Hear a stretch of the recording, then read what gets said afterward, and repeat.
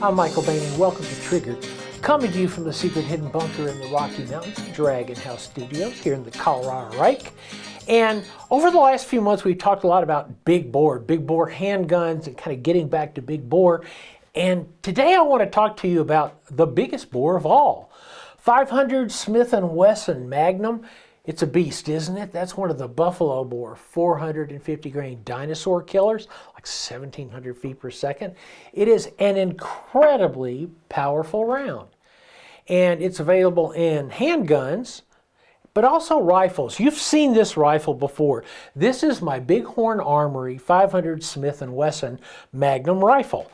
Now it's got, to my specific directions, Greg Burchell, who owns the company, he and I had a long talk, and he goes, "What would you like on it?" I said, short barrel, 16-inch barrel, scout rail, just to be able to have a very, very powerful, I think 6 shots, what this comes to, lever action rifle. And he goes, "Well, if you want to hang on for a couple of years, sooner or later, we're going to get around to a takedown version."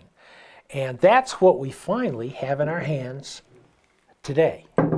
Now, it's a takedown version of exactly my rifle. This is their Model 89 Spike Driver. So kind of a flat wood finish, their regular black flat finish. We're going to take a look at this in a little bit more detail in the next segments. But I wanted to talk a little about the 500 Magnum because it is a great cartridge. And I've worked with the cartridge since its inception.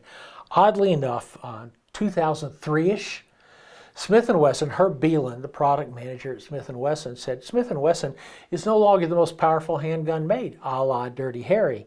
So he said, what if we made a longer cylindered revolver and created a great, big, powerful Magnum round? And Smith & Wesson said, yeah, sure.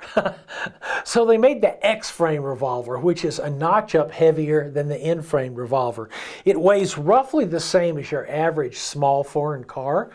And if the idea of carrying it on an ankle appeals to you, this isn't going to work much for you. But this particular gun was in the very first episode of a show that would become Shooting Gallery. In fact, it was a test run episode of an entirely different gun show. We're out on the range with Clint Smith at Thunder Ranch, and we had one of the very first 2 or 3 production 500 Magnums. So we shot watermelons with them because that's what stupid guys do when you give them a huge gun. You immediately start shooting fruit when good fruit goes bad. I believe Clint Smith referred to the pistol as he's shooting it, and he holds it up and he goes, "This is a 2 Tylenol cartridge." When we come back, we're going to talk more about the rifles.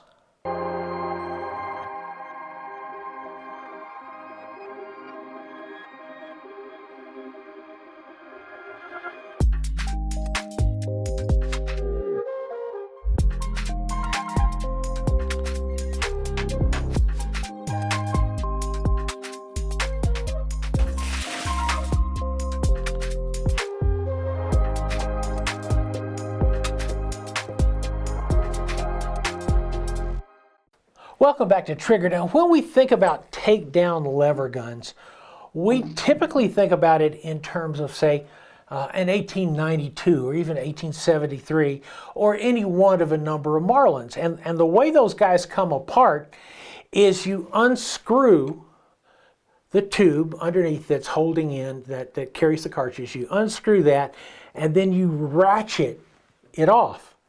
Well, Greg Burchell, because he's a huge fan of John Browning, decided to go back in time. Now, the basics of this rifle are, it is sort of an 1886 mated with an 1892 Winchester.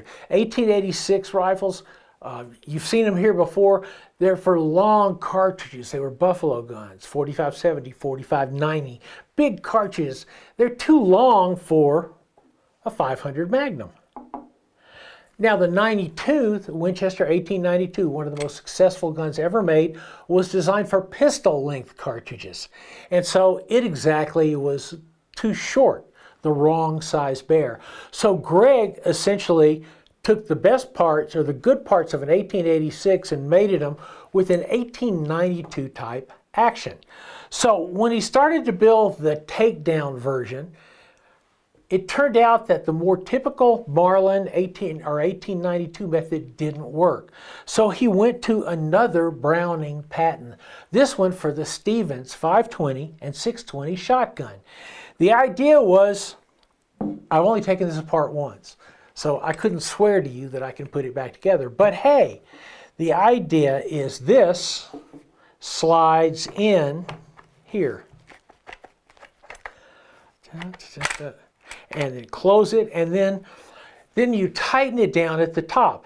And what's interesting is when you tighten it down, it's exactly the opposite. When you loosen it, it's clockwise. Normally you would unscrew something counterclockwise, but in this case it screws clockwise, come off, anti-clockwise, counterclockwise to come back on.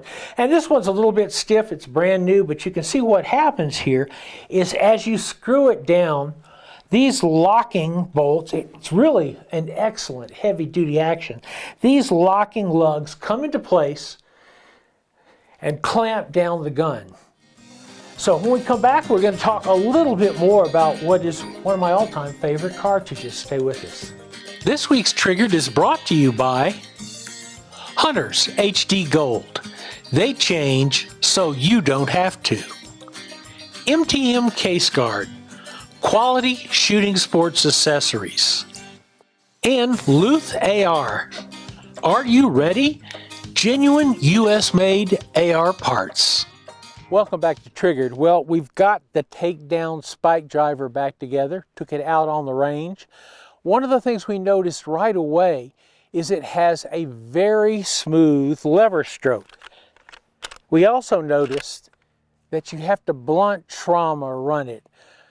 Big bore lever guns, they're moving big, heavy cartridges. That means you cannot baby the lever. You need to be all the way forward. You need to be all the way back. If you have some other ideas about cartridges, well, the spike driver comes in 454 Casull, one of the great hunting cartridges for a handgun ever. It also comes in the 2 line ball cartridges, 500 line ball, 475 line ball, and boy, do we all miss John line ball. Also a 44 Colt version, and if you're going to push the range out a little further, a 460 Smith & Wesson Magnum version. The thing I like best about this business are people like Greg Burchell, who says, man, I really do want a lever gun in 500 Smith & Wesson Magnum.